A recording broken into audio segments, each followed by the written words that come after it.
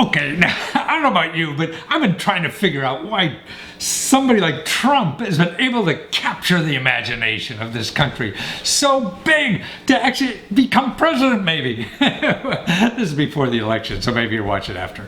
But even, look how far he came, and I'm trying to figure that out. I mean, we all have our guesses, but I ran in some data recently that maybe explain it. Look at this chart. Okay, this shows you the mortality rate of people, white people actually, 45 to 54-year-olds in the country, okay? So white people and Hispanic, and then with other countries. So it shows you the mortality rate. How many people die between the ages of 45 and 54? Okay, see the red line that is now on top? Well, back a few years ago, right before 2000, that was going down with everything else. And then it starts shooting up, that red line. And that's for white people in the USA.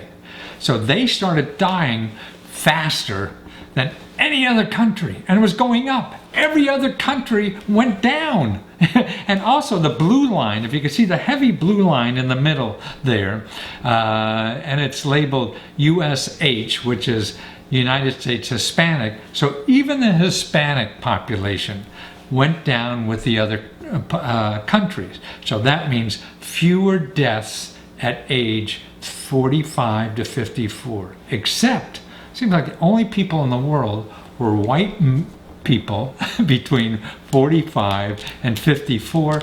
Their mortality rate went up. More of them were dying than ever before, and everybody else is going down. I mean, that was amazing to me. And I wonder if that's it. And if you're not healthy, if you feel things are bad, or whatever, and things like that, that has to have some effect on you. Now here's another chart. Look at this, is the why this is going on.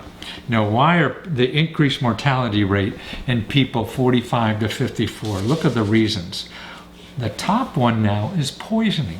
And look at down in 2000, that wasn't even on the list. And that means alcohol poisoning, drug poisoning, things like that. So, whether from drugs or alcohol, which who knows why that happens, a lot to me is just unhappiness for some reason. And then suicides. Look how much suicides went up. Diabetes is about the same. Lung cancer going down. Chronic liver disease is a bit up.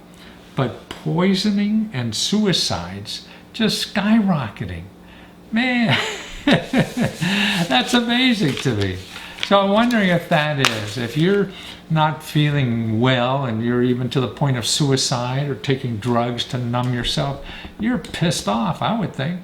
You're unhappy, whatever the hell's going on. So who gives you an alternative? It's Mr. Trump, I would think. Now here's another thing of white men between 25 and 54 in the labor force. Okay, now look at how it's growing for those white men between that ages in the labor force.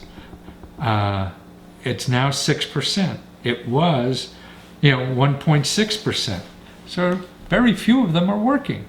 6% are not in the force. That means they're not unemployed. They're not in the workforce. Now there's another 1% going to school, another 1% taking care of home, and another 1% retired. But 6% aren't even in the working force. But the most important is that trend line. Less and less are even getting into the workforce in order to contribute. And that's sort of sorry to me, because I think work, is something to do in life, something contribute. It doesn't have to be work. Find something that people pay you to do that is joyful for you and you're making a contribution. I look at this other list. Percentage of people who took painkillers the day they asked them. So the day before they asked them, the day they asked them, they said, hey, did you, or the question was, did you take painkillers yesterday? Here's what happened. Men, who were employed, 20% of men did. And about 20% who were unemployed did. But look at 43% of the men not in the workforce took painkillers the day before. Wow. Women, it's about the same. They're a little bit more that are working. They're taking painkillers more, but less when they're not in the workforce. Wow, no wonder the drug companies do so well in this country. It's funny out there, I think. No, it's very complicated. I'm sure all these issues are. But something's going on with middle-aged white people, particularly middle-aged white men who are not doing well in our society anymore. And it seems like neither of the politicians are talking to them, or Donald Trump is, and maybe realizes that a little more. Maybe the rest of us will realize that a little more now too.